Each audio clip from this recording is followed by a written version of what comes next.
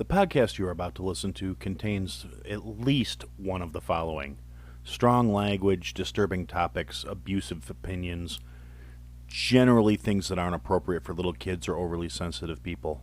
So, if any of that stuff's going to get your nose out of joint, this is your chance to turn it off. Welcome to I Had to Say It, the podcast where I talk about things that I feel need talking about, and sometimes they're not getting the attention they deserve. And your feelings, they're not under consideration. Hey everybody, welcome to another episode of I Had to Say It. Joining me today is Jake the Hater from the Bleach Bros Podcast. I have guested on their show. I had B-Word of the Bleach Brothers Podcast on here earlier. And obviously I endorse them. So Jake, why don't you introduce yourself? Little spiel, blah, blah, blah.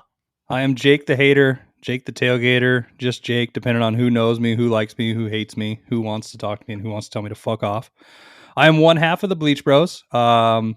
We have became good friends. I will say that if I can, Aaron, outside of the show and inside the show as well. We had you on. We are big fans of your show, so I'm happy you had me on. But also, we have the chef camaraderie. Like we're both chefs. We both know what the fuck we're talking about with food. But we also like to bitch. I mean, I got the hater moniker for a reason, I think. So I think I'll fit in well. Yeah, I think that's probably one of the reasons why we did kind of, hit it off where it's like, hey, you know what? Yeah. And I don't know how much of that's industry related or just the fact that we similar personalities found our way to that industry. I think it's a little bit of both always. Yeah, because let's be honest, most of the chefs are at least a little skewed. I've yet to meet one that actually qualifies as like normal. Yeah, you're on a spectrum of crazy, egotistical, an asshole, but then also one of the nicest people when the shift's over that people have met in their life. It was like I want to get a drink with that guy, but I don't want to get yelled at by that guy tonight. Yeah, I've definitely had those nights too, where that's totally the case. I did have one boss at a job I worked when I was a younger man, where he had me thoroughly convinced that he was like John Q. normal guy, just real even keeled, soft spoken, didn't ever lose his temper or anything. But I was working at a college at the time, a campus services job, and it turns out this guy had the like driest, filthy sense of humor I've ever found on anybody, because at first I wasn't listening for it, so I wasn't catching some of these little jabs that were coming out of him, and I'm like, holy shit, did you just say what I think you said? Holy fuck, that was dark. Well, we all have a dark sense of humor in the back of the house. I mean, if you watched what's that movie, Waiting, yeah, it's true. It all is. I mean, we're not all putting Fermunda cheese on pizza, but it's true. I mean, we're all yelling and cursing. There, like that. My favorite scene of that movie is when they're about to close and they broke everything down and did it. Everything's busted down, cleaned, and they're like, "Come on, 5 minutes." And the asshole walks in. I mean, okay? Let me ask you this. And I mean, you're in the industry, so of course, I think your answer is going to be like mine. What's the last amount of time you'll go in before something closes? Like, is it 20 minutes? Is it an hour? Is it 3? Kind of depends. The closest I've ever cut it, to the best of my knowledge, was like 45 minutes. Okay. And that was a very much my wife and I were actually just coming off of a road trip situation. We were coming back from Wisconsin, and it was like our son was with his grandparents, so we weren't picking him up till the next morning. We knew for a fact there was like nothing to eat in our house. Right. And we stopped in at the local place up the street from our house, and it was like, we know you guys close in like an hour. Look, are they already breaking down? Like I asked the hostess, I'm like, they already have the kitchen broke down? I mean, if they do, we will take whatever they can make without fucking up the kitchen, and we'll take it to go. So you guys don't even have to deal with us. Just pack the shit up and we'll leave. And they were like, she says, no, you can order whatever you want. And I said, bullshit. Go back in the kitchen and ask them what they can make that's not going to fuck up their nights. And she's like, are you sure you want to do that? I'm like, just go, please. Just go. And then my wife leans over and goes, honey, he's a chef. This is how he's going to be. And she was like, oh, and just turned around and walked off into the kitchen. Like that explained it. She came back and she was like, they said they could do salads. I'm like, salads are fucking fine. See that you fucking knew. See, I want to explain this because there's probably a lot of your listeners that don't know what the back of house in this industry is like at times. And when you break down the back, it's not like you just wiped off a few things and closed some. No, you're taking the whole fucking kitchen apart. And a good clean kitchen. And Yeah. you're running it through the wash, you're doing it, you're putting it all back together, and you got to come back the next morning. And there's nothing worse when it's all done. And then you got to cook one little meal and then redo the whole fucking thing again. Yeah, it really is too. And particularly with any place I've ever worked where I was the boss. Oh, you bet your ass that's how the place got shut down. And I'm proud to say I never got lower than a 97 on a health department inspection. And like 97 out of 100. So I got a 90, but it was due to, in Portland, a lot of people have beards, and we don't make them wear a beard net. Yeah. And I mean, what is that? I don't know. Every state's different, right? I think here it's 3 points off automatically. It's like a 2 or 3 point ding, I think. Yeah. So I mean, you get a few of those, and so I'm not standing up for anybody getting a B or a C, but I mean, I will say sometimes there's that benefit of the doubt. Like you might have just had a shitty dish back there, or a guy not wearing a beard net, or somebody forgot to put a glove on. I understand those things happen. I was lucky because our health inspector, when I ran a few restaurants in the area I was at, knew me. We went to culinary school together, and mine was just a high five. It was a high five and Jake. And there were times I'd go in the back and I'd look at my staff, go, "You guys better next time. This better be clean because we would have been fucked today." Yeah, no, I had a really good relationship with the guy I had to deal with on a regular basis too. And like, I stopped him from doing a couple things he probably would have regretted because I ran into him in a bar one night and I'm like, "Dude, that waitress you're like hitting on is like 17. Stop." Like, how do you know? Because she works at my place too. Yeah, or Iceman's gonna come get you. Yeah, you're gonna wind up in a bad way, brother. Yep. Like, oh, good looking out, man. You wound up drinking with the guy all night. After that, yeah, my inspections were a piece of cake. Yeah, I mean, once you get it down, it's usually good. But I mean, oh yeah. Well, like I said, that was the other thing is my crew knew what I expected from them, but I took care of them too. I mean, yeah. Dinner shift was over. I came in with a couple buckets of beer, set them up on the stations. Was like, all right, you guys can drink while you clean, but this place will be spotless before you leave. There you go. And then it was actually in that particular restaurant. It was especially nice because the owners let me keep a tab open for the kitchen, and I just rang it. I comped it out at the end of the night every night. Can your bartenders drink on shift? Like back there in Vegas? Yeah, they can. Like it depends on the county around here. Okay. Like some places, yes, some places, no. Okay. Most of the places I've been, they even if they're not supposed to, like they do. But right. Like, well, yeah, we've all been to that bar, but I mean, like you get into like the Chicago area, I think it's more like not kosher. Okay. For the bartenders to drink while they're serving. But you get out into the more outlying areas, like where I live. Yeah, the bartender will match you for shots. It's gotcha. Okay. Yeah. See, they don't let that happen here. Well, at least on the Portland side, Vancouver, I don't really know. I don't think they do either. I think both Washington and Oregon don't allow that at all. I know they're one of the strictest states for DUIs too. It's a pretty, and in our industry, almost everybody's got that as a badge of honor. Yeah. Yeah. But actually, I have a clean record, but as I'm sure you've noticed by this point, I can also run my mouth pretty good. Yeah. If I'm being completely fair and honest, I probably should have at least once or twice wound up in jail. Gotcha. I got out of one. I mean, I like to think I got over that pretty quickly, like realizing, hey, this is fucking stupid, and I'll just take a cab or whatever. Or actually, my big thing was when in my younger days where drinking and driving was theoretically a possible thing. I had a pickup truck, so I threw a fucking mattress in the bed of my truck, and I had a cap on it. So if I was that tanked, I'd just crawl in the back of the truck and roll up and go to sleep. Aaron, we are the same creature of the same heart. I used to have a Chevy Silverado with a queen size mattress in the bed, and in Nevada, I mean, you don't need a cover. I mean, I had a cover on it, but also what I did is I always had 4 poles and a tarp. So if I really need to, I could put them in the slots and just have it above me. I had a hard cap because it's in the fucking Midwest and it snows. Yeah, and if you're gonna sleep in the bed of a truck, you don't want to be under the snow. No, and you don't want. I mean, yeah, you're gonna be cold as shit. Yeah. Well, I also had a small Coleman camp heater Okay.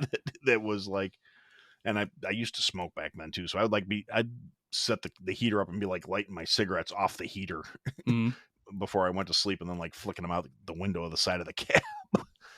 And then I'd wind up with the cops coming through, and before too long, because I had my regular establishment that I was at, they recognized like, oh, that's just Aaron. We'll just leave him alone. His keys are in the truck and he's in the bed. It's fine. Yeah. Well, it's like we were saying earlier, we have friends with multiple names. There's just sometimes you become um such a famous person for yourself, right? Where everybody just knows you of, oh, that's how that guy is. Yeah. Like that's like it's like when people meet somebody and go, oh, he's just no, that's just Jake. He's not an asshole. And it's like, no, he's really just a fucking asshole. Just everybody's used to him now. Like that's the difference. Yeah, no, it's not. It's not that he's an asshole, but he's a nice ass. He's okay. That's a nice asshole. He's an asshole with a heart of gold. Yeah. Oh man. Yeah, I've gotten that one once or twice too, but yeah, like I said, that very quickly became my response to those situations. Like, and also being from Wisconsin, I have a habit of making sure that my preferred watering hole is within staggering distance of where I live. So that's a good call. Yeah, I did get one. And mine was over a broken taillight, and my pants were down, and I had a girl in the front seat. I will just say that. And the steering wheel got jostled for a second, and I didn't pull my pants up. Yeah, I swerved a little bit, and I got pulled over, and then but they let me drive home 2 hours later, so everything got thrown out. So, but I mean, in all reality, I probably shouldn't have been driving anyway. So I'll admit that. But that was actually when I was going to work at a new restaurant. And they're like, Jake, will you pass a drug test? Yeah, I'll pass a drug test. No problem. He's like, what are you nervous about? I was like, I got a DUI. And he goes, oh, all of us do too. Don't worry about that part. I'm like, that's bad. That's bad when that's the response here. It's like, everybody's got one. Because I'm not proud of it. It's not, it's not a good moment. That's where I changed. I changed my lifestyle. Yeah. You always got to have that little wake up call moment. Got to get a boot in the ass. Get a boot in the ass every now and then, bro. Yeah. Like I said, mine was the whole like managing to talk myself out of getting hit with the DUI and just being like, you know what? I don't want to have to do that shit again. Yeah. And that, like I said, then I went out and bought an air mattress and put it in the bed of my truck. So. Yeah, it's kids, it's not cheap. I'll say that. One, you shouldn't do it anyways, but if you do, I mean, like, what you gotta there's a lot you gotta go through, a lot of court, a lot of classes, a lot of time, a lot of community service. There's a lot that goes into it. Yeah. That you cannot get back, that you're just like, damn. And then the 7 years on the record, you still can't go to Canada with one on your record either now, or has that changed? I mean, you can't go there with the whole COVID bullshit, but whatever. Yeah, I gotta say, I was gonna say I don't really know, because I couldn't go to Canada for a while for other reasons. Why couldn't you go to Canada? No, it wasn't. I joke about it. It really wasn't that I'm not allowed to go back, but I was asked to leave Canada. So. Oh, okay. What did you do, Aaron? I didn't do anything. A couple of guys I was up there with, a couple of my buddies that in our younger, stupider days, we got significantly inebriated at one point and like got in a fight with a hockey team. And then after we got thrown out of the bar we were at, we got thrown out of a McDonald's. And then after we got thrown out of the McDonald's, we got back to our hotel and we had locked ourselves out of the room. So we proceeded to start drinking in the parking lot, because it seemed like a good idea at the time, because they have a place called the Beer Store. And okay. We went to the beer store to stock up on the beer. The beer? Particularly because at the time we were all like 20 years old. And so we couldn't get the beer in the States. So me and two of my buddies just got it in our heads one day to take like a long weekend and drive to Canada to go get drunk, and proceeded to buy like $600 worth of beer and load up the bed of the truck we were in.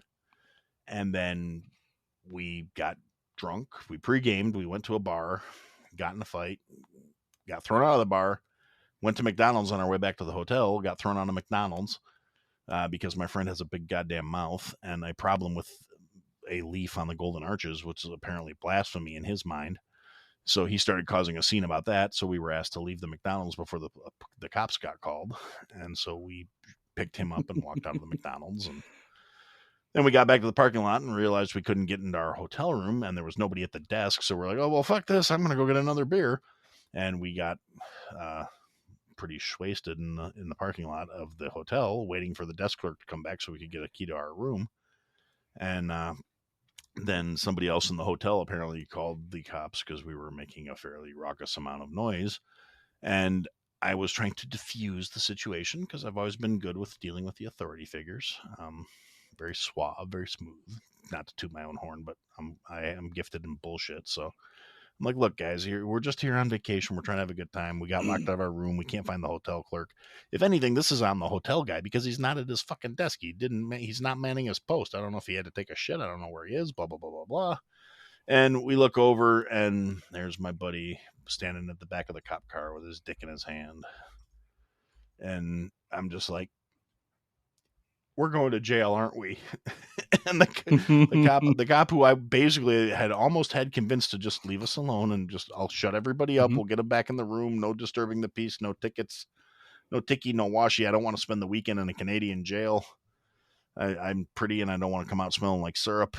Right. And, and I look over and there's my buddy pissing on the back of the cop car. I'm just like, oh, you got to be fucking kidding me. And we're going to jail, aren't we? And the cop says, well, when are you boys planning on leaving? And I said, as soon as I'm sober enough to drive, officer. He goes, yeah, I think that's a really good idea. If I see you again, you're going to jail. It's like, you will not see me again, sir. Yeah, don't leave town, leave the country. I was like, get the fuck out. Yeah, I will take my publicly urinating friend, and I will take the other guy that's passed out in the bed of the truck, and I promise you, we will get the fuck out of your lovely country. God save the queen, or whatever the fuck it is you guys are into. I got arrested in Mexico for peeing on a cactus in a hotel lobby. So I have the same sort of thing. So I went with a buddy, and we're getting, we're in Mexico. Of course, we're getting fucking hammered, right? Now I'm the stupid American boy. I think I'm like 21 at the time. So frat boy Jake. I buy the giant sombrero. I'm running around every bar shirtless. I get tricked. There's guys. I'm like, I'm from a free fucking country, Bald Eagle Freedom Party, America, right? And this guy walks by with a whistle and 2 tequila bottles in his holsters and just goes, yeah. So I think it's free. So I say, yeah. Well, I got tricked. I got bamboozled. I had to tip the hell out of that. I drank way too much tequila. So by the time I got home that night, I'm shit faced, right? And so our hotel room was on the 14th floor. We were actually in the nice villa, right? The whole top floor, and the elevator is taking forever, right? Well, I got to piss. So I tell my friends, like, guys, I got to pee. They're like, Jake, come on. I'm like, no, it's fine. So I walk down. The hotel lobby is sort of closed. The lights are off, right? Well, I'm so drunk. I don't know why, but I thought my friends found flashlights. So I'm peeing in this cactus, and I just start waving. Go, what's up, guys? How you doing? And all of a sudden, I feel metal hit my wrist. And I go, what the fuck? And there's this guy, and he just starts yelling at me in Spanish. So me being the dumbass I am, they're pulling me out. My dick's still hanging out. So I'm getting drugged through this hotel lobby in front of all these girls, all these guys with my wiener hanging out. I reach in my pocket. I pull out like $500. I'm trying to buy him off. He's like, no. Luckily, we get in the parking lot, and they're yelling at me, and these girls walk by hammered, and they start sort of nudging the cop, like, let him go. And I'm like, yeah, dude, let me go. And so finally they let me go. So the next night I get shit-faced again because, it's Mexico. So I'm in the same hotel lobby, and I'm like, guys, I got to pee. And they're like, no, Jake. So long story short is the first time in my life, I pissed in a couch because I forgot I had to pee and went to bed. And I woke up in my own urine on a white leather couch that I just destroyed. And I reach into the couch, hammered and like hungover. And I look up, and there's these tiny little water bottles with no caps on. I go, who's been pouring water on me all night? And my friends go, Jake, you're fucking drunk and you pissed yourself. But at least I didn't get arrested a second time, which I didn't totally get arrested. I got out of it. Yeah, but you brought up a great point, Aaron, earlier when you said the drinking age in America is 21 and in Canada is 18. Why the fuck do we make the drinking age? I mean, I know the reasons behind why they made the drinking age 21, but how do you feel about it, and what the fuck? I think it's actually fucking ridiculous. Because I being from Wisconsin, when I was a kid, it was still 18 in Wisconsin. Like, I was looking forward to that. And then they changed it before I was old enough to partake of it being 18. And I'm like, what is this bullshit? I got to wait 3 more years now? And my dad was just like, what, like you care? And I'm like, you got a point, but this means I can't buy my own booze for another 3 Right. years. Like I'm not going to fully admit that I'm a minor that has a drinking problem, but yeah, fuck this. And I think it's ridiculous because if you can get drafted to go fight and die, I think you should be able to have a beer. Yeah. You know, if you can enlist in the military, you should be able to go out and have a cocktail. If you can, say, take out $200,000 worth of debt to go to college, you should be qualified enough to make the decision on whether or not you're going to have a cocktail. Or we should raise the age on all that other shit. It's one because FDR took it back to where it used to be. The draft used to be 21 when they re-enlisted the draft, right? And made it 18 to get more soldiers. So that makes sense. In the 80s, I think it was 84, when they reenacted the drinking age to 21, the main reason it happened across the U.S., if I'm not wrong, is because they threatened to take 10% of funding of all roads from every state who would not participate in that. So thank you again, federal government, for fucking with our lives. I think you can tell where I stand with that. But then the problem is the biggest problem with it, Aaron. Friend. The biggest problem is the reason 21 is the number is due to England. Okay. Back in the day, you could not be a knight, you could not vote, you could not do all these things unless you're 21. Didn't we break from that tyrannical tea drinking swill cunt fuckers a long fucking time ago in 1776, if I am not fucking mistaken? Yeah. So why are we always following their suit? God damn it. Because people are dumb. Pisses me. I wanted to rant about that. Actually, no, that's perfectly acceptable. And that kind of leads into something I've been meaning to say for quite a while. And I just the opportunity hasn't presented itself. And I didn't feel strong enough about it where it's like I was like, yeah, fuck England for this. But, you know, a little while back when all this, like, what's her tits? Harry and Meghan crap was going on. They're like, oh, they're so brave. They left the royal family. Yeah. And okay, first off, they're still rich. The fact that he gave up his, princedom, let's face it, his grandma is probably going to outlive his ass. I mean, that old bird is never going to fucking die. His dad is the next in line for the throne, who's already a fucking senior citizen. His older brother's in line for the throne. He's really not giving up a fucking thing. And it was everywhere. I'm looking at, it's on the news. It's popping up on every fucking social media feed. Oh, they're so brave. Oh, they talked to Oprah about how traumatic it was to break tie. Fuck you. Last I checked, it's kind of like you said, in 1776, I'm pretty sure we said we don't give a fuck about the British royal family. Why are they everywhere? I have to fucking look. Why do we care so fucking much about them? Who cares? Exactly. I don't. Who gives a fuck? Also, and all right, on that point, Aaron, with these fucking assholes like saying, oh, we really care about that. You know what they need to do? Start inviting these people into like our family Thanksgiving dinners. You want to see some people defecting from families and like actual repercussions? Go follow Aunt Harry and Sally down the fucking road when they're having a meth problem, opioids, homelessness, all this bullshit that's actually happening in America, where people that do leave are actually pretty fucking brave for leaving their family. Not some rich twat cunts from across the river or pond or whatever the fuck they want to call, watching soccer, drinking tea and eating crumpets. Suck my dick. Yeah, no, they need to go take a flying fuck. I don't like I said, that was one of those things where at the time it was bothering me, and on another thing, as long as I'm going off on this fucking tangent, who the fuck cares what Oprah has to say about it? I mean, I bear a grudge against Oprah because of, some of the shit that a lot of the people are kissing her ass. Or, oh, she's helped so many people. She does this. She does that. Yeah, she gave her entire audience a bunch of cars one episode. Yeah, she didn't pay the fucking taxes on those. Yeah, cars. They had to pay taxes on that bullshit. Yeah, 90% of the people that got the cars lost them because they couldn't afford to pay the fucking taxes. That's a whole different story. My problem with Oprah is when several years back, a bunch of the housing projects in Chicago that were definitely the less than favorable neighborhoods were just demolished, where the properties were bought out and foreclosed on and the buildings were torn down and hundreds and hundreds of people were displaced. And Oprah, in her generosity, and helped subsidize a bunch of housing for a bunch of these people that were kicked out of the housing projects. Now, these housing projects were condemned and demolished because a lot of the people that lived there didn't take care of them. A lot of drugs, a lot of violence, Right. a lot of gang shit going on. It's like the neighborhood that from the Candyman movies was supposed to be the Chicago Okay. projects, Yeah. Yeah. basically. The abandoned buildings that are Yeah, all that stuff. And so Oprah, like in the town I live in, bought like an entire fucking subdivision basically, and put all these people into the subdivision. Problem with it was that there were like terms and conditions. If you still want to be in this housing program, no criminal activity, no this, no that, no history of that. And the people who filled out the applications were all, oh yeah, and it's me and my nephew and blah blah blah blah blah.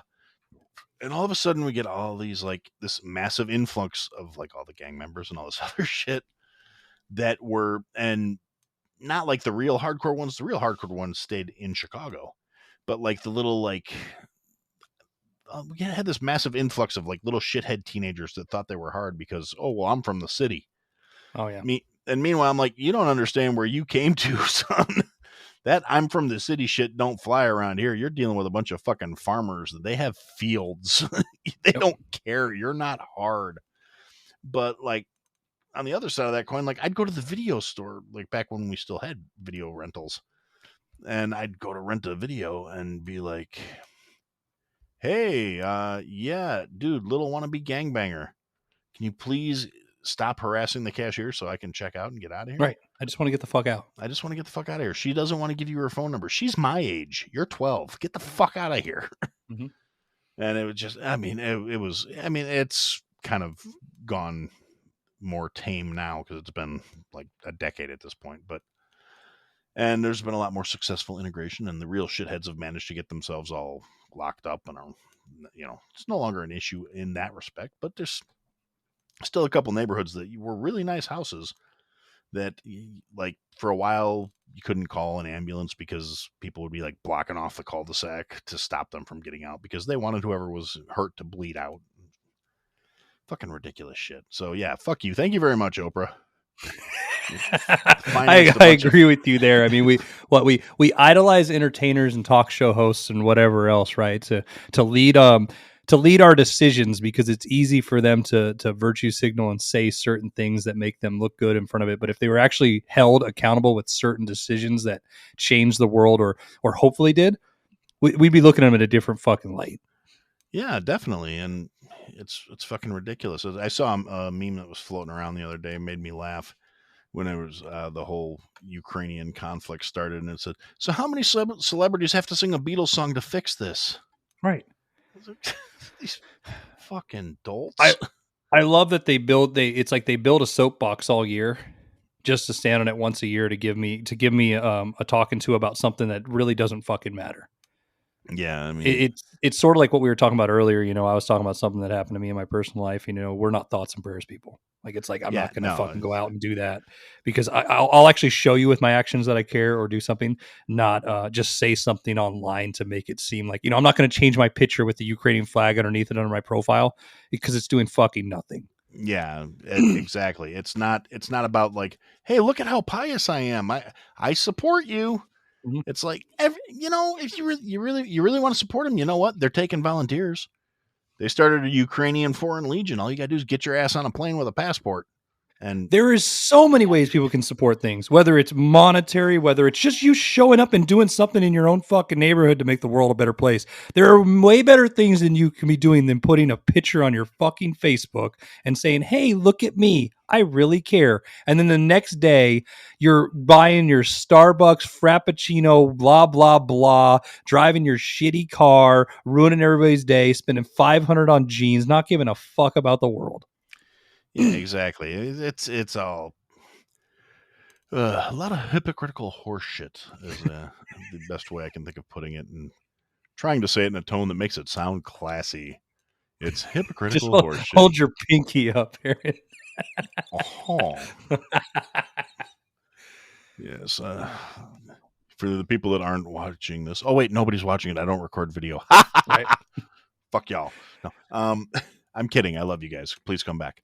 Uh, but yeah, it's just fucking. I get so tired of that stuff, and it's one of those things that came up a lot more regularly in the early episodes of the show because it just happened to timing lined up perfectly with me watching my hometown burn down Right. and seeing all these fucking people that like assholes in California like, oh, we stand with the the people in Kenosha because blah blah. No, you don't, you douche waffles. It's like out of all the people, and there was a lot of shit going on, and there were several hundred people that got arrested, which didn't get a lot of media attention because then it's not a peaceful protest, then it's a riot. But yeah, and the thing is, out of everybody that was arrested, there were like not very many residents. It was a handful of residents and a whole lot of motherfuckers from out of town. And like the guys that got shot, none of them were Kenosha people. No. The kid who pulled the trigger wasn't a Kenosha people either, but he at least had legitimate family ties there because his dad lives there, which is not something the media ever brings up. Like, oh no, he came from over the state line because he was looking to kill somebody. No, his dad lived there and he had family ties to the area. The media likes to cover up whatever they can to make a story seem better, right? It's like I was actually listening to an interview this morning on another show from the writer of, I don't know if you've seen that show that just came out on HBO about the Lakers. I've seen it. I haven't watched it yet, but okay. I mean, I've seen that it's there. I haven't either, but apparently the writer of the book was saying the problem he had is, he understands Hollywood's for entertainment, right? And they're making the owner seem like he's a drunken asshole. And he's like, I mean, he was, but not as egregious as they're making it. And so it's the same point with the media. Anything the media and culture can get their hands on in the entertainment industry, they're going to try to sell and make seem better, right? So if you leave out points, our generation likes to watch a YouTube snippet of news rather than actually paying attention to go find the fucking news, right? They can watch a 3-minute clip of me, right, saying something bad, but I could be saying it in a context or repeating a sentence, but you can take that 3-minute snippet and say that's what I said to the world.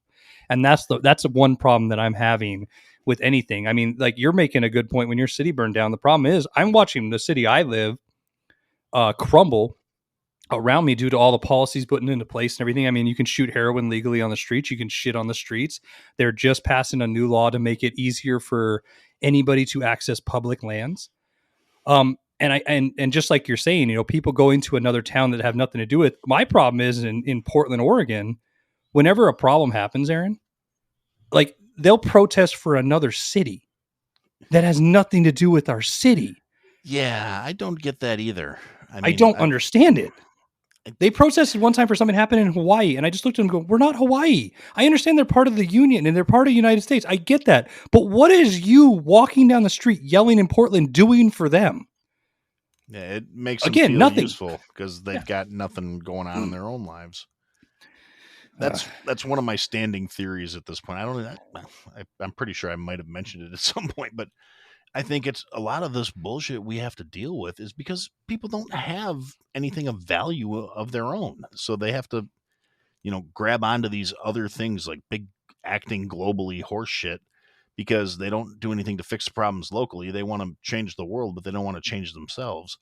And they don't have any like actual core value or worth because they're just kind of fucking worthless people. I mean, I don't know how else to put it. They want to raise a stink and make all this noise and draw attention to themselves without actually really doing anything of any actual value or worth. Because on some level, I think they realize they're not going to, what they're doing isn't going to change anything. It's not going to actually have any measurable impact. So it's safe. It's not changing. Real change involves risk. There is always that chance it's going to blow up in your face, or it's going to be received badly, or it's going to fail. And we have a generation of kids that never learned how to fucking lose because everybody got a trophy. And if you're winning too much, they take one of your players away. So the odds are better. Yeah, you can hit the reset button on a game. Like I'll never forget one of the moments I was sitting there with my daughter. She's 13 now, but I remember she was like 7 or 8 and playing a game. She just kept me reset. I go, why? She goes, I keep losing. I go, then fucking lose. You need to lose. Like, you don't just start over every time. You want to. I mean, we've exchanged moral fiber for polyester in this country. Yeah, that's And it's a good way really of putting it. fucking sad. It's really fucking sad that because you look at people that are like on Instagram, right? And not saying, I have one, but like those people that live those Instagram lives. And my wife was talking to me about a family she follows on there, right? And they're like the perfect family, right? All their photos are great. Their kids look, everything's beautiful. The giant house, the dog, the perfect fence. And come to find out, she goes, I can't follow them anymore. I go, oh, what happened? She goes, oh, well, the wife apparently beat the shit out of husband, was drunk. They're both going to jail. And I go, yeah. And as I said, they made it famous on Instagram. They had a perfect picture, and their moral fiber was probably polyester to show off to the world. Yeah. You're making it seem like you're making a difference when you're making no difference at all. All you're doing is making something for yourself instead of something for society or other people. We forgot how to work to better ourselves. And by bettering ourselves, I mean our country, our neighborhoods, our communities, and our children's livelihoods. And I think that's one thing that we have lost, and it's really sad to see. I completely agree with that. I mean, I'm sure that's shocking at this point because it's kind of like you said, we are kind of sort of cut from the same bolt. We're more or less the same guy, just other sides of the country. But it's like, yeah, there's this marked lack of any real substance to most people these days. And when you find somebody that actually has some character and some value and a little spine to go with it, because you can sit there and, I mean, values can be kind of subjective. I mean, I have a set of pretty fixed values and they serve me pretty well, but other people may not necessarily value the same things I do. That's kind of subjective. Like, I value truth and honesty and, realism and facts. I don't really value the emotional, oh, well, this hurt my feelings. It hit too close to home, so now you're hurt. Now you're pissed off. Yeah, and it's like, oh my god, the truth, it doesn't line up with the narrative that makes me happy. Well, tough shit. Yeah. I mean, you want to be happy, do something to change your life. Don't expect life to change to suit you. And there used to that it used to be that people understood that shit. And I hate saying it that way because it makes me feel like I'm turning into that old cocksucker that's going to be yelling at people to get off my lawn next. And if I'm being completely honest, I'm actually kind of looking forward to being the old cocksucker that's yelling at people to get off the lawn. Get off my lawn, you little son of a whore! Send your grandma over here. I'll tell you how shit. Yeah, your grandma got some ass on her. She can back it up. I'll break her other hip, you little son of a bitch. Get off my ass. You're gonna be a 90-year-old playing fucking juvenile on your fucking fretboard. I like it like that. Oh fuck. Yep. No, what is it? It's like because like you brought up another good point is people don't have culpability anymore. We don't take responsibility for anything. We blame everybody else, or it's not my fault. It's their fault because they hurt my feelings first. So this is why I'm acting this way. Yeah, I'm only acting like this because you didn't value my personhood. Well, no, motherfucker. Your personhood bears no value, and I called you on it, and now you're butthurt. Well, see, because I love disagree. I mean, I've been considered. I mean, a contrarian, right? Where I live, I'm the person that doesn't mind living in a certain statehood or area where I disagree with everybody. I'm one of those people that can stand up for myself. But I love debating people. I love having a conversation. But most of my friends are on the other side of the aisle than me, right? And it's not just because of where I live. It's because I choose to hang out, like you were saying earlier, with people that I trust with good values and just good people in their own rights. The one problem that we had, and I think one of the biggest problems that we had besides creating social media, is in social media making the block button. Yeah. And I'm not talking about like, for people like, bullying and trying to kill you and stuff. And, that's like, saying the whole thing about abortion with rape and all those things. Like, but my point is that when you made the block button, it's like, well, they don't agree with me, so I'm just going to ignore it. And ignore. You ignore enough in the way algorithms go. All you're ever going to get in your life is everybody that agrees with you. Like, and I'll be upfront, Aaron. I'm a big fan of your show because I agree with almost all your points. And it is nice to hear people that agree with you. But it is also good, and it is good to find understanding and listen to people of the adverse opinion. So one, you can strengthen your opinion and have validity behind it. And I think people have lost that point. That sometimes you listen to the other side of the aisle to come up with a counter argument to understand, to say, this is why I don't agree with you. Here's how I think we should fix it, but can we try to find a common ground? The other reason to listen to it is because you're not always fucking right. Me and you can sit here and bitch about this stuff, and we could be totally fucking wrong on some of these things, and that's fine. The difference is I'm sure you would have an open forum with people to come on that you have a total disagreement of naturehood with.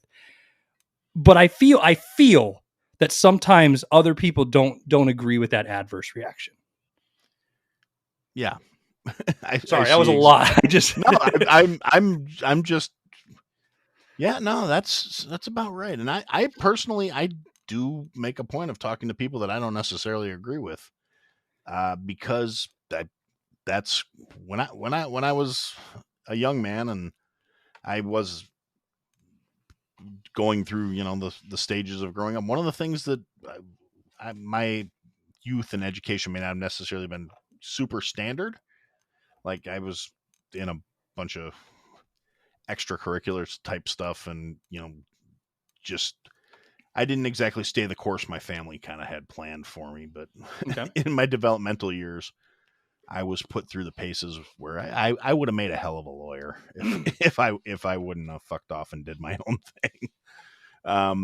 And that's one of those things, like, that's just what I was taught. You don't keep your wits sharp, and you don't keep your logic and your cognitive abilities sound by surrounding yourself by a bunch of people that agree with you.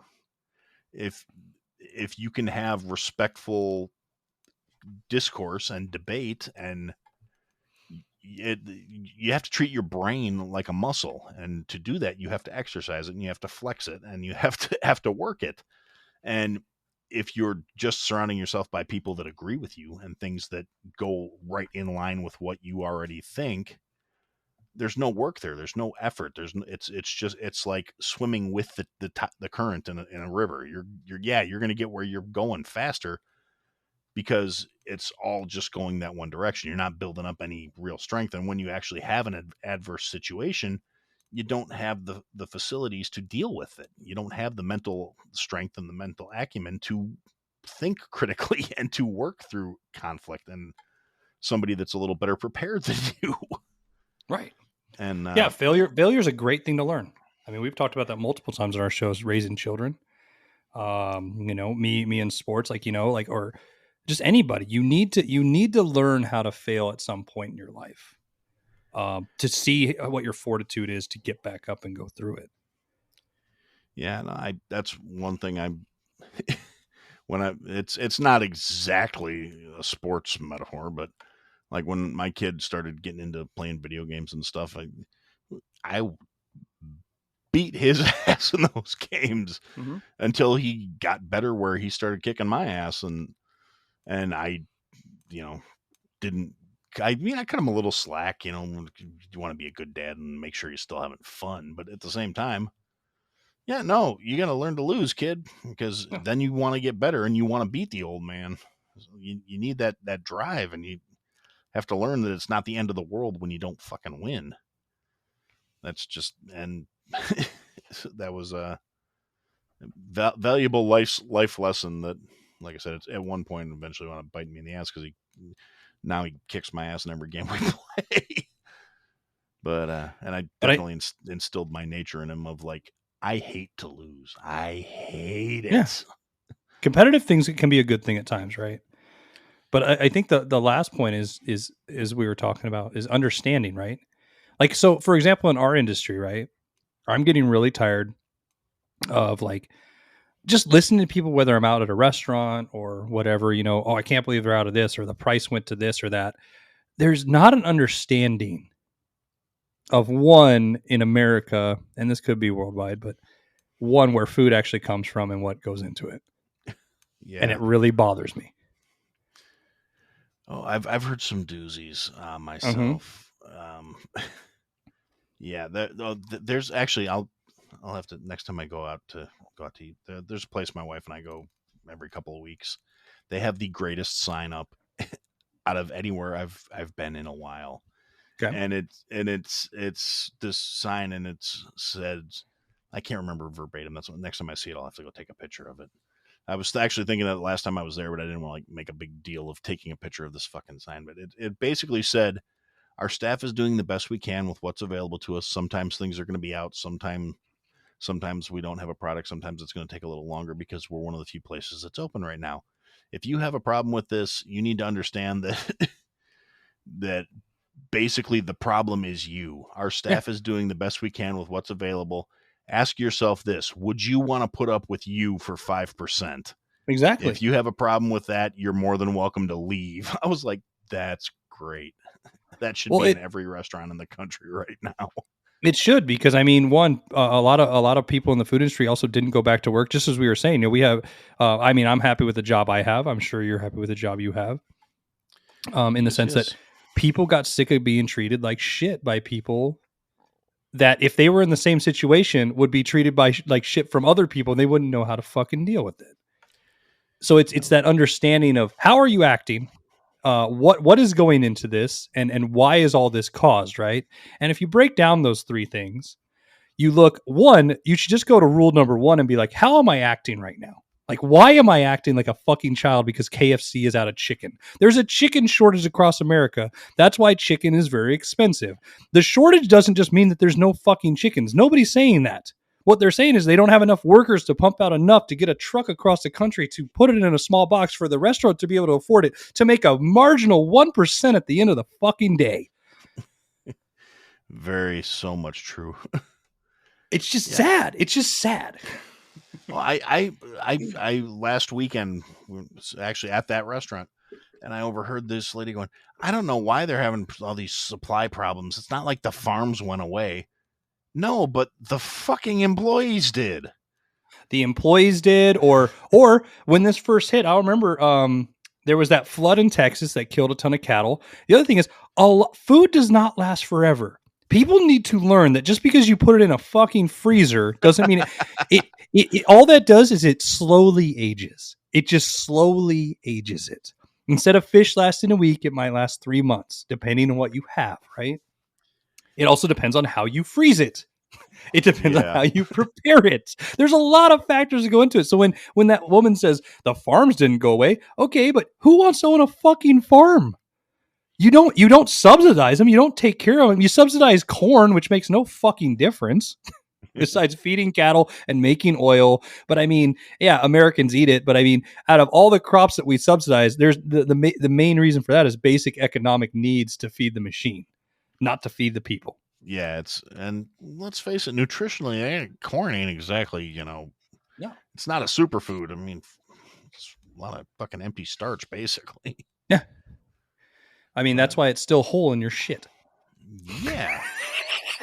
I mean, to be crude, but yeah, no, I mean, you're not wrong. Yeah. But no, it's that understanding of like, why isn't that there? And if you break down all the factors, and I'm not asking people to go get a fucking PhD and learn like every little in the ins and out of my industry, just like I'm not going to learn all the ins and out of your industry, but have a basic concept understanding of whether I want to understand this and learn this, or just have an understanding of maybe I need to be fucking patient for a second and not an asshole. Yeah. The world sucks right now. Everything sucks right now. We're all like me and you before you hit record, which I'm going to tell you, I love those moments, those green room moments. We have talked about that before, is when we said, the world sucks. And I think I'm just getting used to it at this point. If Godzilla showed up tomorrow, oh fucking well, because I'm just used to it now. The world sucks. Yeah. No, that's why, they came out and basically said, oh yeah, by the way, there are UFOs. We don't know what they are. That's why they're UFOs, because they're unidentified. And everybody just kind of went, yeah, that tracks. Yeah, cool. That's great. Wouldn't be surprised if an alien popped out tomorrow. Like, I wouldn't. Yeah, just waiting. They're just going to show up like, yeah, we were just waiting until you guys were just completely numb before we said anything. But yeah, we're going to harvest your kidney. Everybody gets to keep one. Oh, everybody gives a kidney. Yeah. Or, what's the one the conspiracy theorists are always saying? The adrenochrome, yeah. Adrenochrome out of the baby's blood, right? Out of the baby's blood, yeah. Baby's blood adrenochrome. Yes, conspiracy theorists everyone needs to have a kid now. Yeah. Doesn't work that way. I love conspiracy theorists. I'm a big Alex Jones fan. And the freaking frogs are gay. No, but I love conspiracy theorists because I actually ran into I watch their videos a lot on YouTube. I got time. And like when they're like, is Disney a satanic controlling cult? And then they'll be like, look at the dot above the eye. That's a 6. And then the little T. Then and you're like, dude, you can search for anything and find it. If you really look hard enough, you can make anything a pentagram. Let's just be honest with ourselves. Yeah, but there's some quality there, though. I mean, there is, but Aaron, also too, the world sucks. Who cares anymore? Yeah, is Disney bringing about the apocalypse? They need to fucking get a move on. I mean, I hate to say, but if it's gonna happen, can you do it on like a Monday? Yeah, I mean, a Monday. I don't want to die on a Friday. What the fuck? That's okay. Some Karen having with my wife. Some Karens listening to your show right now going, "Well, my Tuesday is my Monday." No, get fucked. Excuse me, but I work from home every day as a work day. No, you work from home. You have 4 lattes and you don't get on the fucking computer till 10:30. Suck my balls. All right. So people like that. What's worse to hear from them when their Monday is or when their Friday is? I actually get a little more irritated when they're telling me that their Friday is on like a Tuesday or right. Like, oh, it's hump day, but it's Friday for me. Well, you know what? Here's how it works in the real world. I have until Saturday morning, in which case I have to try and get everything done by 11:30 because at noon every fucking office shuts down because it's fucking Saturday. So my day off is going to be a chaotic shitstorm. Your day off, your Saturday is Thursday. You can go to every single office for every single service you need to do, and they're going to be open because they have business hours. Where I either get to take a day off or do it on my lunch break, which, let's be honest, I don't take fucking lunch breaks. So I mean, every once in a while, and we have days. That's one of those factors of my job being awesome. We'll have days where the boss will like buy everybody lunch, and I'm like, well fuck yeah, but I eat at my desk. It's not like I'm going anywhere, See, like I hate when you hear the Friday thing, and I'm a pessimist. I think it's pretty obvious. But no, we're realists. Oh yeah, the glasses, whatever, with the molecules in it of H2O, and I'm a physicist. I'm a pessimist. I'm angry. I'm just pissed off. Yeah, I'm just angry and. But I think it's because like I'll be out at a restaurant, right? And we're saying restaurants a lot, but I go out to eat a lot, and when you're there and you're like, oh, they're like, how's your day going? And of course you go, oh, mine's good. How's yours? And they're like, well, it's my Friday. I don't fucking care. I just want the ribs. I just want you to bring them. And I don't care it's your Friday because it's a Wednesday and whatever. And all you're going to do is sleep the next day and then probably get called in and be miserable. Like I hate sounding that way, Aaron, because but I did this test on myself, right? So if, and think about this and answer it to yourself. Or out loud, I don't care. But if I walk up to you and say, hey, or you ask me how my day is and I say good, you're probably gonna be like, oh, that's good, and move on with your day, right? Yeah, pretty much. Right. But if I say bad, you're gonna want to know, right? Wrong person asked. But in general society, general society, normal people, polite people would be like, "Oh, really? What's wrong?" Right, but here's why: we all love to know it's bad. It depends on who it is. Like, if it's a friend of mine, I'll be like, "Is something I can help you with?" No. All right. Well, fuck it. I realized how stupid I was as I was asking the question. Going, this motherfucker's gonna be like, "I don't fucking care about either one." But no, in common society, everybody wants to know what's bad, right? It's that adverse reaction. Like, oh, really? What's wrong? Oh, well, I put a Ukrainian thing on my profile picture. That should help you too. Is there a border I can download? A temporary profile picture? God. I will say this. Crohn's flare up? I got a button for that. I will say, Aaron, this was. I love this show. Because our show's entertainment, right? Like, and just we do vent about things and stuff, but we're entertainment. We just talk comedy and movies and whatever bullshit stories coming out of me and B Word, but it's good sometimes just to let it off your chest, dude. And I had a lot on my chest I needed to really let out. No. Yeah, no, that is basically how I wound up having a podcast was like, I haven't blown up on anybody in months. Fuck. I'm just sitting here. And yeah. Well, that and like, I honestly, I spent years with my friends being like, dude, you should do a show. Mhm. You should do a YouTube. I'm like, this is not made for fucking YouTube. I'm sorry. And even before I got all doughy, this was still not pretty. So I'm like, no, YouTube is a video medium. I don't need a YouTube channel. Yeah. And like, I used to work at this banquet facility, and one of our banquet captains, this motherfucker was constantly following me around with his phone in his hand, like, do that again. You're going viral. I'm like, if you don't put that phone away, it's going up your ass. That's going to go viral. That's going to go viral. Your colonoscopy is going to be the hot new shit on TikTok. Oh, man. But that was funny. I'm like, yeah, and if the wrong person sees that, I'm fired. Because a lot of the funny was also very, very spiteful. Let's put it that way. Angry funny, right? Yeah, there was a little bit of funny. Yeah, like a little bit behind it. What we had a particular group of this at the banquet place I was working at. They came in every year. It was I'm not trying to shit on any particular group here, people, anybody that might want to get bent on shit about this. This was a specific group. The name of the group was like the Ugandan Men's Association or some shit like that. Now, I have nothing particular against people from Uganda. I do have something against these motherfuckers, though, because they did the same thing every year at their annual luncheon. They would order food for about 250 people, right? And it was always a decent enough menu with nothing super fancy, but like chicken piccata and roast beef and potatoes and masa jelly and blah, blah, blah. Standard, like, just brunch and luncheon kind of stuff. Not super expensive, but not the real low end of the menu either.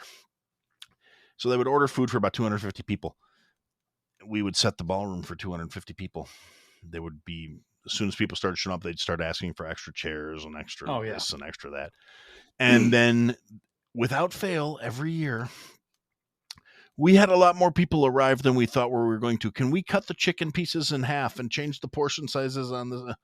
You motherfuckers. Like, yeah, sure, no problem. You invite 700 people and you buy food for 250. You fucking cheap, chintzy motherfucker. And I went off on this like 15-minute tear. And I turn around and there's that guy standing there with his cell phone like, that was fucking great. I'm like, I swear to God, you hit send and you die. Right? I'm like, these are the people that will sue the company because you posted a video of me calling them cheap assholes. But again, it's back to not understanding, like, well, why can't you? What do you mean you can't serve 400 people with the amount of food we ordered for 250? Yeah, and it's different than when your Nana invited her friend and you had to pull one chair up to your Thanksgiving table. That turkey will be fine. Yeah. And the real rub of it is, well, don't you have extra in the freezer? Yeah, motherfucker, you didn't pay for it. I mean, and this was a place that on an average weekend we would do anywhere from 2,000 to 4,000 covers between weddings and banquets and all the celebratory bullshit. So there was always plenty of stock on hand, but they didn't pay for it. No, that's the other thing. Like I worked for a catering company, and you get that all the time. Like, okay, how many people you have? Oh, probably 28 to 40. Okay, that's a big difference. 28 to 40. That's almost double. You should order for 40. Oh, we're going to order for 20. All right. And then my waiters would get yelled at. And I think, well, what do you mean you ran out of food? Well, your boss was a cheap asshole who decided that he wanted to order for half the amount of people on the low end of what he said was coming. Yeah, it's and then they get bent out of shape. Yeah. Well, how come you didn't have it ready? Well, you cheap fuck. And I don't know. That. Yeah. That and my other favorite one is you get the people like, oh, well, I work at a restaurant. Well, then you should fucking know better. Yeah. What is wrong with you?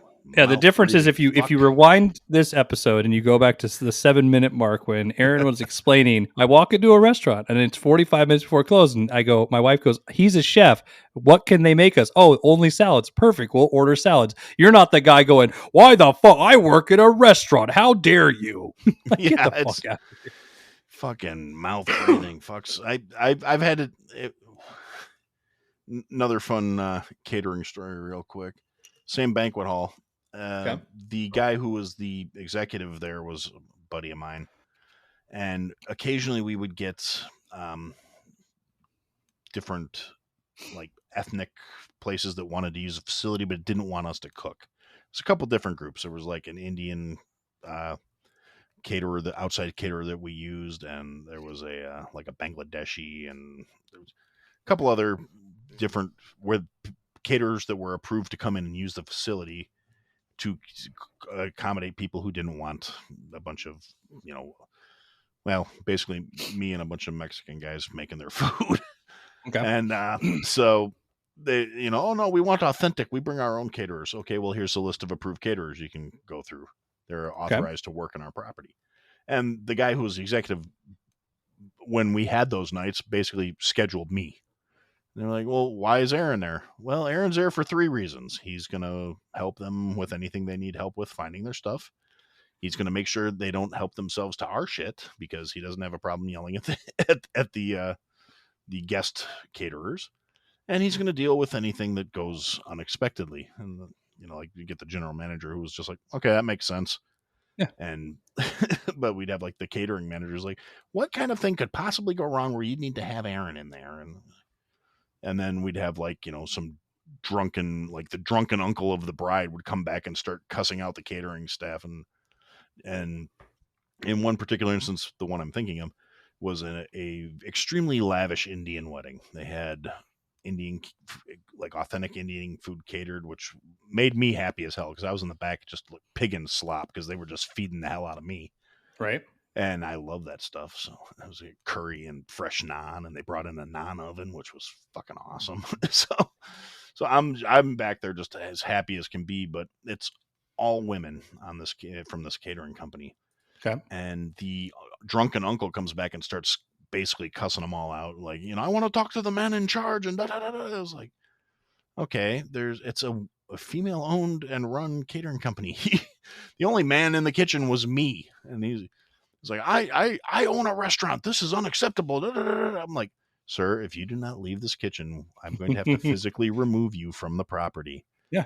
And that is the only reason I'm here. And I will enjoy it. Well, you can't talk to me like that. I own a restaurant. I said, well, if you own a restaurant, you should know the insurance nightmare you are bringing on me by being in this kitchen. Get back on the ballroom. You're drunk. Please leave, sir. Oh, well, I need a man to tell them. I'm like, no, they are handling everything just fine. Get the fuck out of my kitchen. You can't talk to me like that. Well, no, I asked nicely 3 times. That's the rule. And that was where I told him, I was like, if you do not leave the kitchen, I'm going to escort you off the property. Yeah, eventually Physically. talking will stop and it'll just be all physical, bro. Do you know sign language? Yeah. And it was great because I guess he went to the, you know, management and he was complaining that the chef was so very rude. And they came to me and was like, did you ask him 3 times? I said, yeah, I got witnesses. I said, well, okay. You fulfilled your side of things. Yep. You didn't have to throw him out. I said, well, when I started to walk towards him, he boogied. I mean, I'm not the world's most intimidating guy, but you know, I can present. Yeah, it's all as, tone and stature. Tone and stature, bro. That's all it takes. Get that little bit of extra bass in the voice. You can do my Barry White. Like, hey, I think you need to go there, bud. You and I are gonna have a problem. I like mustard on my biscuits. Oh wait, I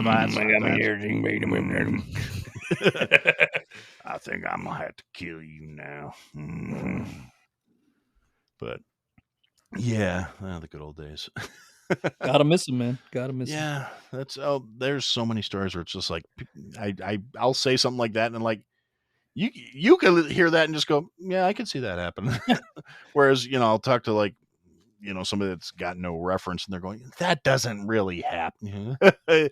No, I'm toning it down for you. The shit I mean, you know, just, and it's like you said, kind of like when we were talking about waiting earlier. Yeah, no, I've walked in on people screwing in the beer cooler. I have had broken up fights. I have seen people get lit on fire. I mean, I have been lit on fire. As long as I'm putting that one out there, I found out I'm flammable, so that's fun. You know, just had a like Speed Freak dishwasher that was the most awesome employee I ever had, except for when he started sobering up. Then he got really slow. Could never actually acknowledge his drug problem, but I'd be like, you know what? Why don't you go have a cigarette? You're starting to lag there, bud. Yeah. Take a breather. You're for falling 15 behind minutes. there, bro. Your bandwidth went way down. Yeah, no, I'm not saying I know what's going on. I'm just saying, why don't you go out back and have a smoke? 10 minutes later, back in the dish pit, jaw jacking like a motherfucker. Ah! Don't worry, chef. I'll get it all caught up. I know you will, bud. we saw you took a smoke break. We're good to go now. Yeah. And the funny thing was that particular dishwasher, I ran into him several years later, and I was at a corporate job at that point. He's like, "Hey, any chance you could get me a job?" I'm like, "Not here, man. They screen." Yeah, dude. We don't. Yeah, we have electronic dishwashers. they're all drug free. Yeah, it's a conveyor system. It's real simple. They go in here and they come out there, and they don't tweak. But, yes. Oh, the tweaks. I'm all nostalgic and shit. Now I'm thinking of my old jobs. We always had one. You always had the one. Yep, there's always one. Yep. It's the same one where Vanilla Ice yelled at me. That was great. Oh yeah? Yeah. Good old Rip. What happened there? I want to hear that one real quick. That's a fun story. Okay. So there's this restaurant I used to work at. I got hired in as a cook like the week I moved to Illinois. Okay. And kind of worked my way up the chain. The guy who was the chef got himself terminated, and they were like, "Well, Aaron, you want to take a crack at it?" And I was like, "Yeah, sure. What the hell?" So I wound up taking over, and this was a really, really nice venue. There was a lot of drama involved with the place, but it had we had a liquor license where we could go till 4 a.m. on the weekends and stuff like that. And we had a beer garden on the outside of the property that doubled the capacity of the restaurant during decent weather.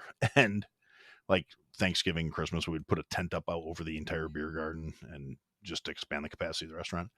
And the owner got it in his head to have a concert there one year, and somehow it wound up being Vanilla Ice. Okay. And it's when he was trying to do his like reinventing as a like thrash metal kind of. Yeah, he was the metal guy. Yeah. Yeah. Well, they were doing the Vanilla Ice concert at our restaurant, and they made all kinds of accommodations for him, and we had to make him dinner and all this other shit. And so I personally made the band dinner and made Mr. Ice's steak and all this other shit. Mr. Ice. Okay. Yeah, and he doesn't like that either.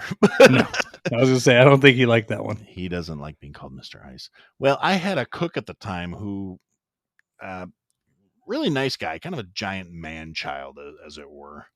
I mean, dude was like 6'7". I had to crane my head back to talk to this guy, look him in the face, and just he was all excited because Vanilla Ice was coming in. He brought in his copy of Teenage Mutant Ninja Turtles to ask him to sign it.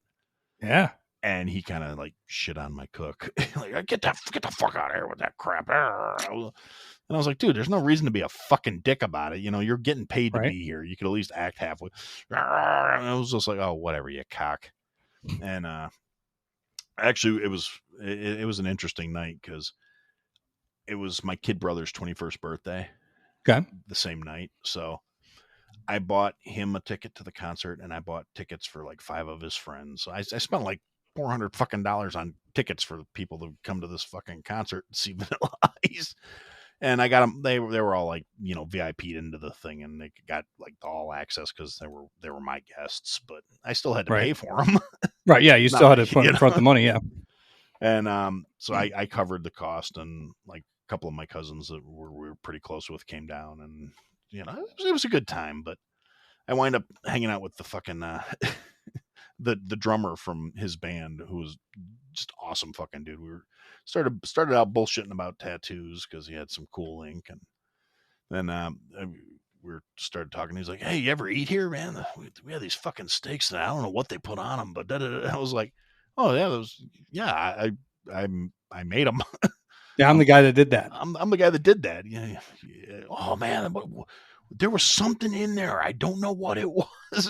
He's like, I'm a total foodie. We get to come to talk, and this guy's from Texas, and he's all about steaks on the grill and all this other shit, and wound up hanging out all night. It was a fucking trip. And I told him it was just compound butter. Here's the seasonings that are in it, and just pop it on there right after it comes off the grill. It'll melt into it. It'll be delicious, and there you go. And he's like, "Hey man, I gotta go hit the head. I'll be right back." Comes back and he's gone for like 20 minutes. I'm like, okay. Vanilla Ice's drummer just blew me off. Whatever. I don't blame him, but we were kind of bullshitting around just because I was trying to stay sober to keep an eye on my 21-year-old brother and his friends, because I was the responsible 24-year-old at the time. Like, I'm the big grown up, and so I wasn't getting all fucked up. So I was just kind of hanging out, and he's like married, so he wasn't like trying to go nail any groupies or anything. We're just hanging around bullshit and talking about food.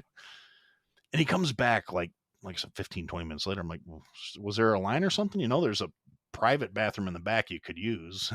You don't have to go to the bathroom with everybody else. He goes, no, but man, there's this kid in there at the bar. He just did fucking 10 shots of Crown in a row. And I'm like, I know that kid. Is he about this tall? He's got little wireframe glasses on. He's probably wearing a wife beater. He might have taken it off by now because it's like August and it's fucking hot. And he's like, yeah, shaved head, tattoos and shit. I'm like, yeah, okay. Yeah. That's my kid brother. He's been drinking since like 3:00 in the afternoon. He just saw him do 10 shots. He's like, no, I just bought him 10 shots. I'm like, oh, for fuck's sake, he's gonna die. But yeah, like I said, it was a cool night overall. But yeah, Vanilla Ice is a dick. His band was cool, but he's a dick. He made my big man child of a cook cry. I was not happy with him. I would have pissed me off though too, dude. Teenage Mutant Ninja Turtles 2 was a good one where he did the ninja rap. Yeah, it was, and like I said, he was all excited. He's here, and I'm like, he broke his little man child heart. Like, dude, you're a douche. How can look at him? It's baby fucking Huey. How can you make him sad? Oh, baby Huey. Yeah, like I said, fucking Van Winkle. I think I have to add him to my celebrity beef board, but he goes way at the bottom because he's not much of a celebrity. Yeah, I was gonna say the ones that fall off are always the worst, right? Yeah. I mean, I still stand by my, if I ever get famous, I'm starting a beef with Kanye just on general principle, because I think that would be so much fun. I mean, I love the guy. Don't get me wrong. I mean, I know you guys just had the episode about him and everything, and that's not even why it brings it up. I don't know if you've ever seen the picture, because I put it on one of the social media things. I do have a board that says like list of celebrities I'm going to beef with. No, I haven't seen that. Yeah, I think it might be on Instagram. It's like Kanye, UA Bowl, Dr. Phil, mumble rappers. I've got like a whole list of people that if I ever get like a following, I'm starting shit with.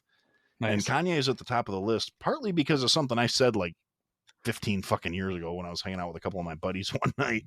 Okay. And Kanye was doing his whole like, George Bush hates black people. Oh yeah, George Bush does not care about black people. Yeah, when he said that, and then like the Taylor Swift thing all happened all right around the same time when he was doing Crazy Yay.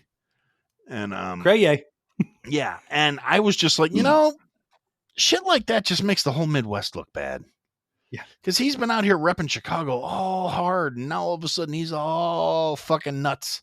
I said, if I ever get celebrity status, I'm going to beef with him so hard just on general principle, like Kanye, on behalf of the entire Midwest, shut the fuck up.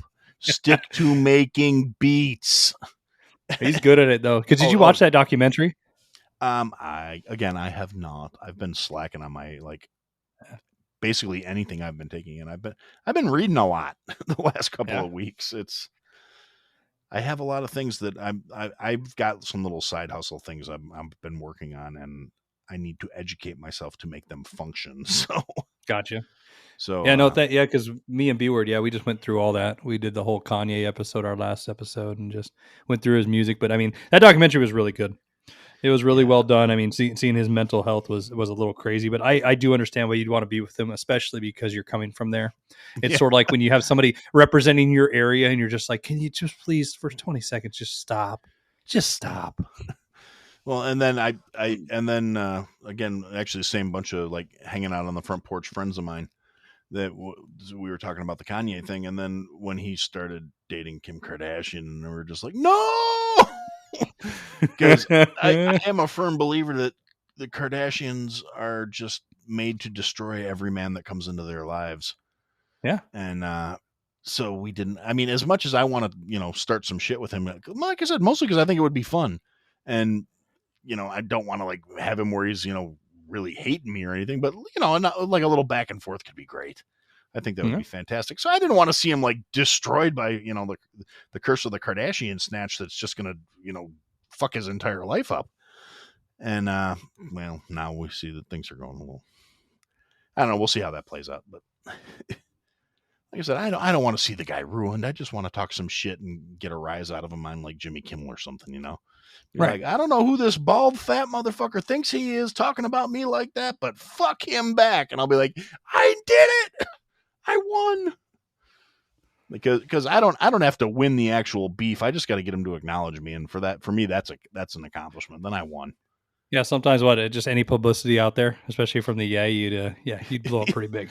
Yeah. I mean, and like I said, it wouldn't even have to be anything good. Just like, man, shut your fat dumb ass up. I'd be like, okay, That I can tick that one off the bucket list. There we go. Got acknowledged by Kanye. I win. You're like Steve Buscemi in Billy Madison, where you put the lipstick on, you cross his name off. You're just sitting there with your beef list, like, it's over. I did it. Yeah, pretty much. Yeah. Although yeah, that could be fun.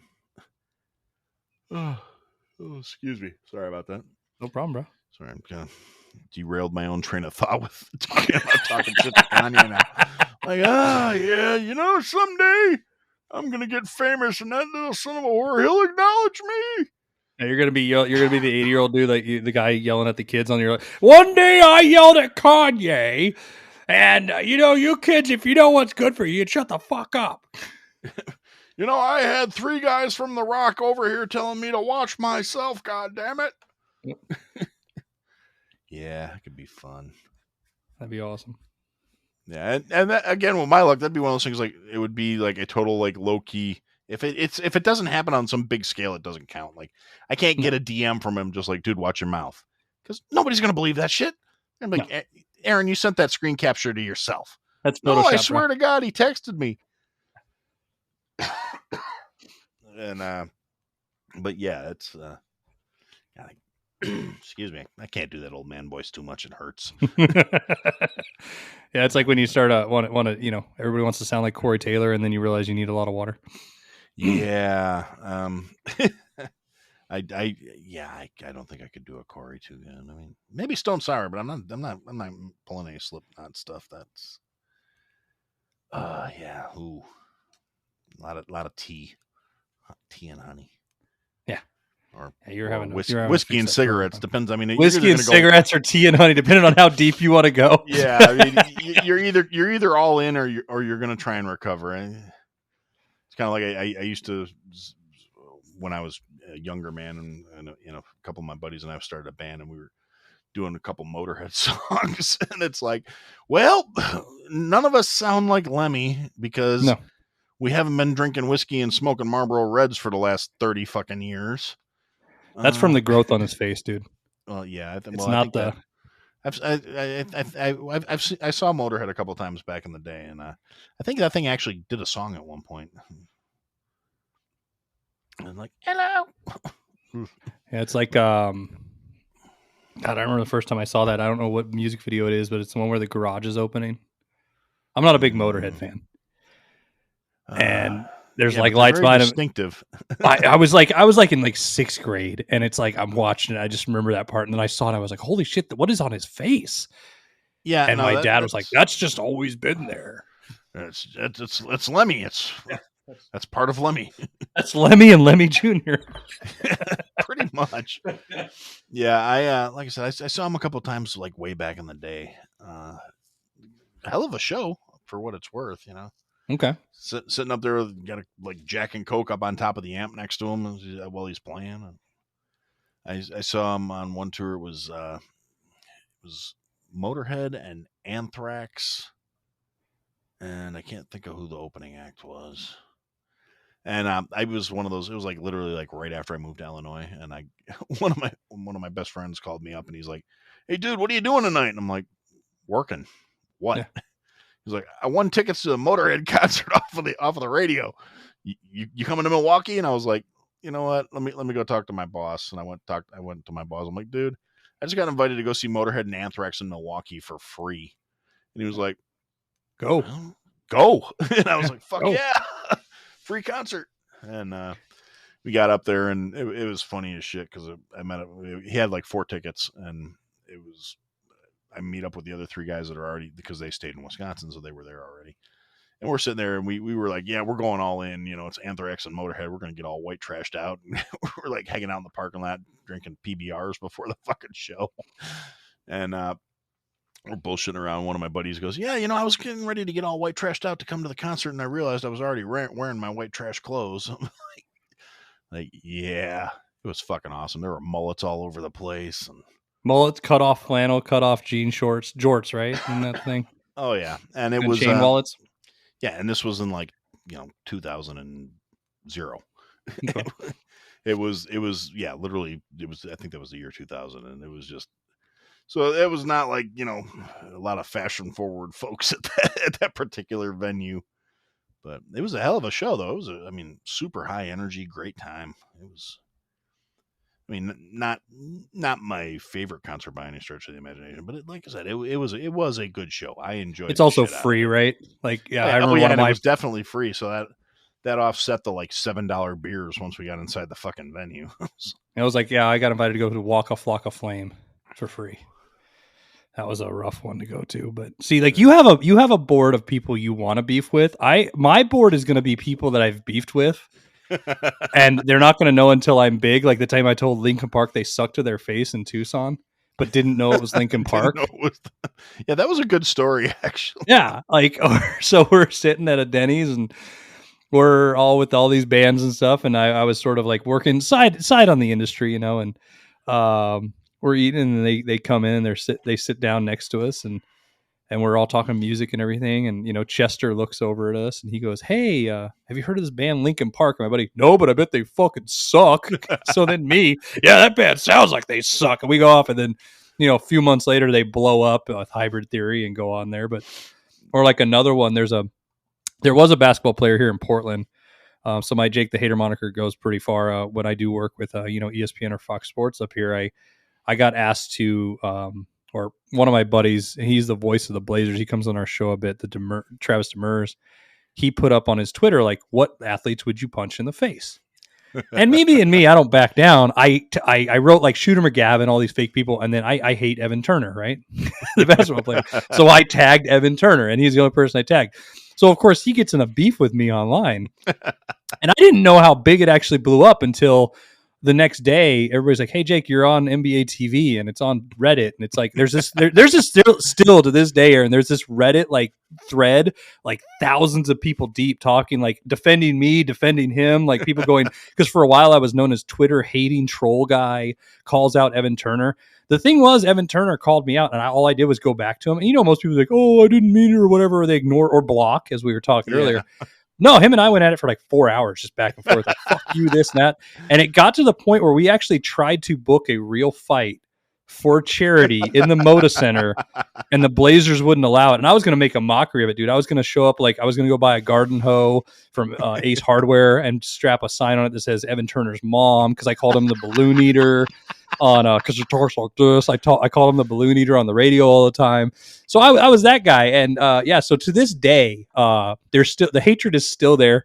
The Reddit is still alive. So like you said, your beef board is people you want to be with. Mine is if I became big, all these people are like, I remember that fucking asshole. That's lovely. I honestly, No, most of the people that I have like standing beefs with, they're nobodies. It's like Yeah. I have way too many like John Q. Like, dude, you're a fucking mouth breather. Your parents were fucking cousins. I don't know why you're talking to me. You're 3/4 of a brain damaged fucking chimp. Get the fuck away from me. And I say these things and it doesn't register. It's like one of the things is um, I was working part time in one of the local pizza joints here, and my wife was working there for a little while as well. And we get all these local towny motherfuckers that it's like, I swear to God, you got a family wreath. You're a fucking idiot. I mean, I don't know what it is. I don't know if it's the fucking extra chromosome or if it's the fucking meth, but either way, you're a goddamn fucking disaster. And I would say these things to them because they would come up and start trying to talk to me when I was like off the clock. And I'm like, no, seriously, you're a fucking idiot. I'm nice to you when I'm at work because that's my job. I'm not your buddy. I'm not your pal. You're a fucking idiot. And then my wife happened to work there part time as well. And so she would get these people, and like she's from here. So, it's like, oh, yeah, no, we went to school together. He was a fucking idiot 20 years ago, and he's still a fucking idiot now. And, well, not more than 20 years now. We're old. But it was like, yeah, he was a fucking idiot in grade school. We caught him eating fucking paste and dunking crayons in it. He wasn't even eating it like a normal kid. He was using it as a condiment. And, yeah, his parents were like third cousins or some shit. You know what I mean? And they were just so dumb, and they would just set me off. I'm like, no, no, no, no, no, no. I don't want to talk to you about the pizza you ordered last Thursday because I don't give a fuck. I'm in the park walking my dog. I don't give a shit about your fucking pizza. But it's their Friday. Yeah. And one of the biggest one where it's like, this motherfucker thinks I care about his life. Not only do I not give a shit about his life, but I do not place nearly the value on the particular establishment he goes to get the food, where like when I quit, he literally went to the owners and tried to get them to hire me back. He was like, the food's gone downhill since Aaron left. You gotta do whatever it takes, but get him back. And it's like, you know why Aaron left? Because of you people. Yeah. You were the guy that showed up and made him leave. Yeah. And it's like, like I said, this is the guy who I would run into him in the park because this is a small fucking town. I'd be out walking the dog. Hey, man, you know that pizza I got last Thursday? I don't know what you did, but man, that bacon on that pizza was fucking perfect, brother. I crumbled it up and I put it on your pie, you fucking idiot.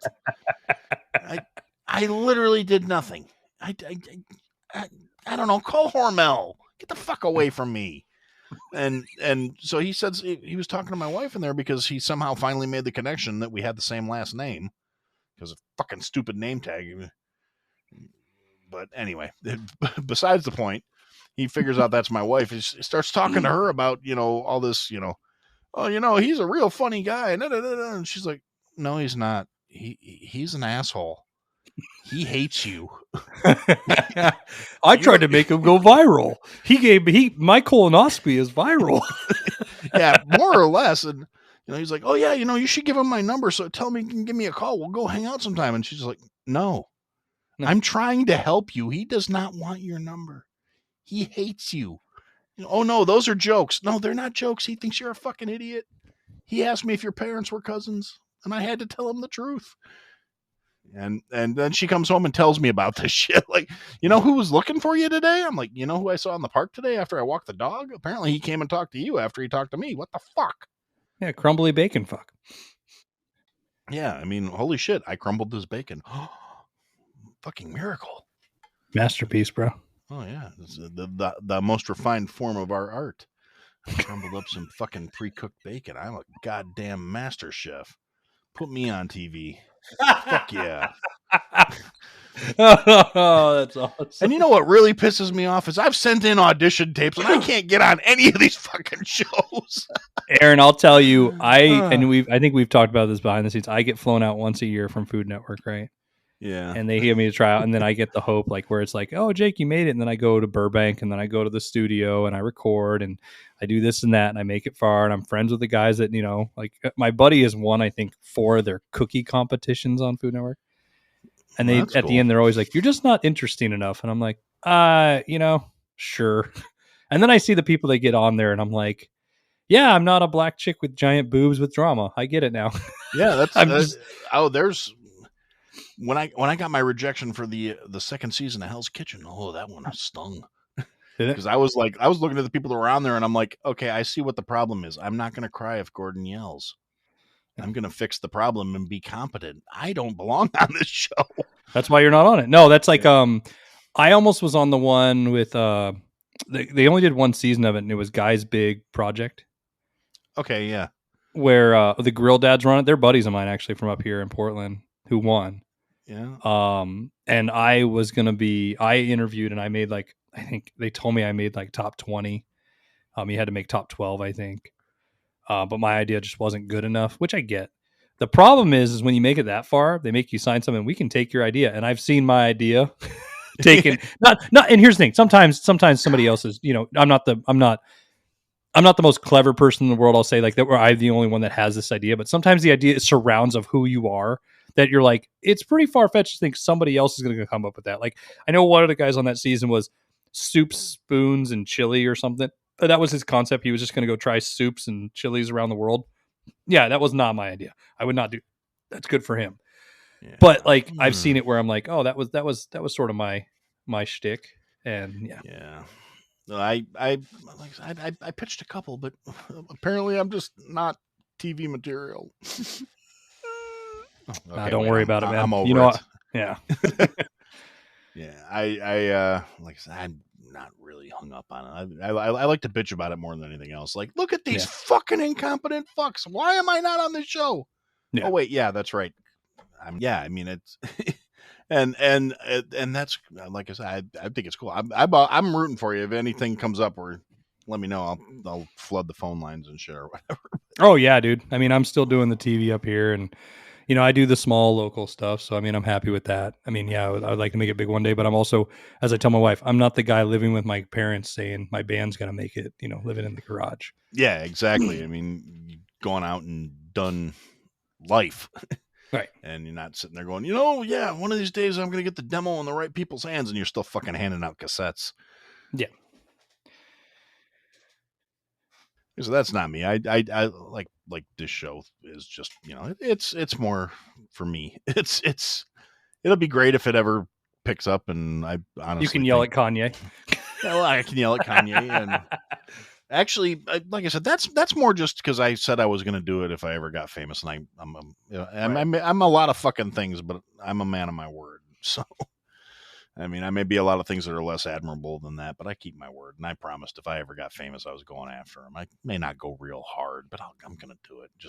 Just if nothing else, just so I can call him out on TV, be like, dude, shut the fuck up. Thank you, and then go. But like, I have some more serious ones where I'm like, yeah, Dr. Phil. Yeah, no, I got words for Phil. I want to box him, and I know he's got reach on me, but I that big bald head just irritates me. And yeah, and like, you know, Fauci, I'd love to fight Fauci. Yeah, I was going to say before I go, B-word wanted me to ask, where's Fauci? If I knew, if I fucking knew I ate that little troll. That's oh God, I mean, it's like, I almost feel like it's passe to hate the motherfucker, but I've hated him for years. And this just now is like the icing on the cake. And yeah, where is he? Fucking off the fucking radar. I swear to God, he's under a fucking rock somewhere waiting for the next fucking opportunistic. Ooh, the little shit. I'm sorry. Oh, that's why I said, Aaron, I was happy you invited me. This was fun, just to vent, just to let it out. Well, I mean, dude, you got an open invite. Anytime you want to just get together and bullshit, I am totally with it. That's fantastic. Thank you for coming on. I definitely appreciate it. You know. And yeah, it was definitely fun to. It's fun for me. I mean, it's a little different. That's why I try and, you know, I let everybody come on, and I'm like, hey, you know what? It's open forum. I don't have a format. That's a lot of my like podcast friends that I are, because that's everybody that's been on here so far. I'm trying to get some like real world people in as guests, but it's been a fucking logistical nightmare. I can't get commitments out of people I see on a regular basis. Right. Like, dude, it's like 20 minutes of work for me to set up an extra microphone. Just swing by the house. We'll make dinner. Fuck. was bullshit. I mean, we could do it one mic, but then it's a pain in the ass to edit. But yeah, like all my podcast friends, that everybody's got, a theme or a kind of show their, it's a brand or an approach, and Mm-hmm. it doesn't always fit to just go blow off some steam. No, And no, because that's my whole thing. So yeah. So No, I it was to be nice, able like I to said, dude. extend that and be like, you know what?